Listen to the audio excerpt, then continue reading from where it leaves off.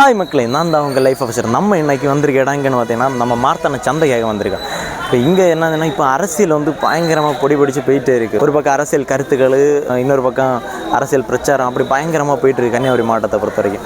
அதே மாதிரி நம்ம அரசியல் ரீதியாக கருத்து கணிப்புகளை பார்க்கும்போது எக்கனாமிக் ரீதியாக நம்ம 5 ஆண்டு திட்டங்கள் வந்து செயல்பட்டு வந்துட்டு இருந்து 1951 முதல் நம்ம 5 ஆண்டு திட்டங்கள் வந்து செயல்பட தொடங்குச்சு. இப்போ இதனோட வளர்ச்சியும் அதோட உயர்வும் அதோட தாழ்வும் வந்து நமக்கு அடுத்த எலெக்ஷனில் அடுத்த 5 ஆண்டில் நமக்கு வந்து தெரியப்படும்.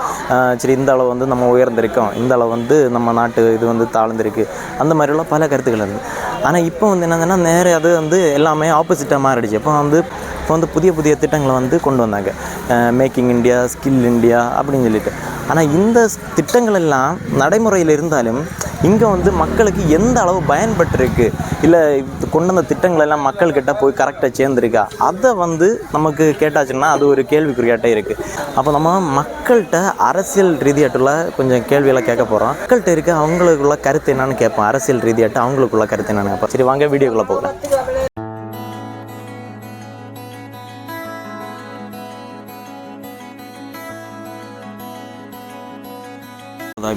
இப்போ நாட்டு போனோம்.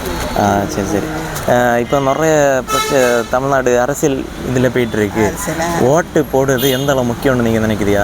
ஓட்டு போடுறதுனா നമ്മളെ ഒരു മുന്നേറ്റത്തിന് ഒരു പാதுகாப்பிനും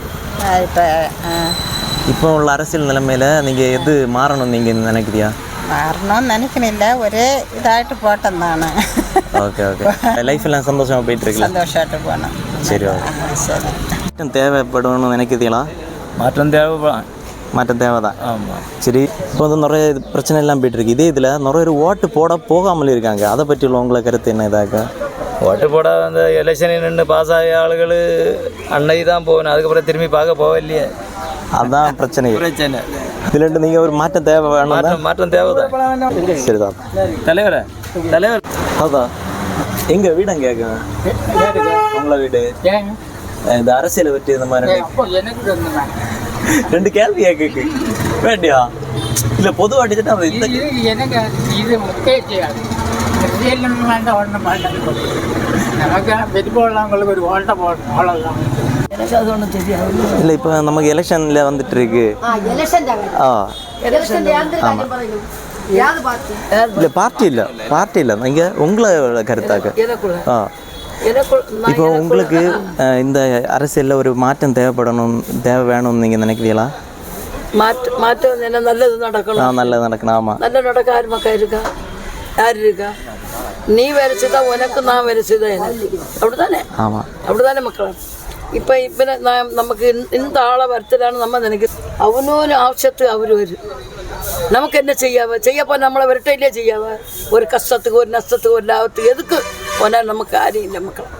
நான் என்னுடைய உதாரணம் இதான். நீங்கள் என்ன கச்சவடம் செய்யாது? நான் ஒரு பூ கச்சவடம் செய்ய இதில் கிட்டதோ ஒரு தப்பு என்ன ஒரு பிள்ளை இருக்கு. 2 மக்களுக்கும் பாடுபட்டு கஷ்டப்பட்டு கொண்டு கொடுக்குது. இந்த மக்களுக்கு அவனை என்ன செய்யணும்? ஒன்றுமே இல்லை. நம்ம தான் போகுது. இந்த படிப்பு செலவுக்கு ஏதாவது தாருங்கன்னு யார் தரோம்? இல்லை, யாரு தான் காண முடியும்? நம்ம உழைச்சாதான் நமக்கு தின்ன முடியும். 2 காலில் புண்ணு இதையும் வச்சுட்டாக்கும் இந்த மக்களுக்கு பாடுபட்டுது. நல்ல மனசாக்கியா 1000 பேர் கட்சியை பற்றி பேசணும். கட்சியை பற்றி பேசினாலே எனக்கு கோபம் வரும். ஒருத்தரையும் இல்லை. கட்சியில் இருந்தாலும் சரி, கள்ளத்தனமே. இன்னும் நல்லதாக இருந்து எனக்கு தானு கேட்பேன். நாளைக்கு நம்மளை தெரிஞ்சு பார்ப்பானே, அவன் ஜெயிப்பான் போயிட்டு. நல்லவளோ கெட்டவளோ இருந்துடும். ஒரு காமராஜர் இருந்தார், காந்திஜி இருந்தா, நேரு இருந்தார், இந்திரா காந்தி அம்மா இருந்தா. இதெல்லாம் நமக்கு படிக்க காலத்துல என்ன நமக்கு தெரியும் பாடம். இப்போ அவங்கள மாதிரி யாருமே இல்லை, வரல. எல்லாமே தம் சர்ச்சைக்கு நம்ம மக்களுக்கும் நமக்கு முன்னா உண்டாக்கி வைக்கணுமே தவிர ஏழை வாழைகளுக்கு ஒன்றும் இல்லை. மக்களை நம்ம உழைச்சாதான் தெரியல. இங்கே வரலன்னா ஒரு கிளாஸ் தண்ணி போல எங்களுக்கு காண முடியாது. நாங்கள் நல்லா கஷ்டப்படணும். எனக்கு மக்கள் நீ எனக்கு பிள்ளைதான். நம்ம கஷ்டப்பட்டு இந்த மக்கள் வந்து நான் உண்மை என் மனசுக்குள்ள இந்த வேதனையாக்குது. இப்போ சரி, போட்டு எல்லாம் கிளியர் ஆகும். சரி, நம்பிக்கையோட இருப்பேன். சரி, ஓகே. இந்த எலெக்ஷன் எல்லாம் நடந்துட்டு இருக்குல்லண்ணா, எலெக்ஷன் பிரச்சாரம் எல்லாம் போயிட்டு இருக்கு. எலெக்ஷன் பிரச்சாரத்தை பற்றி நீங்கள் உங்களை கருத்து என்ன இருக்கும்? எங்களுக்கு கருத்து வந்து யார் வந்தாலும் நல்லதாக ஒரு அரசு அமையணும். ஒரு மாற்றம் வரணும். ஆனாலும் அது வந்து இப்போ இருக்கக்கூடிய கண்டிஷனில் லீடர்ஸ் வந்து ஒரு பார்ட்டி லீடர் கிளியர் ஆயிருக்கு, இன்னொரு பார்ட்டி லீடர்ஸ் யாருன்னே தெரியாது. அது அவங்க அதே மாதிரி இப்போ இருக்க நிலைமையில நிறைய பேர் ஓட்டு போகாமல் இருக்காங்க. அது அவங்கவுங்க ஊர் பிரச்சனையில் இருக்கும்.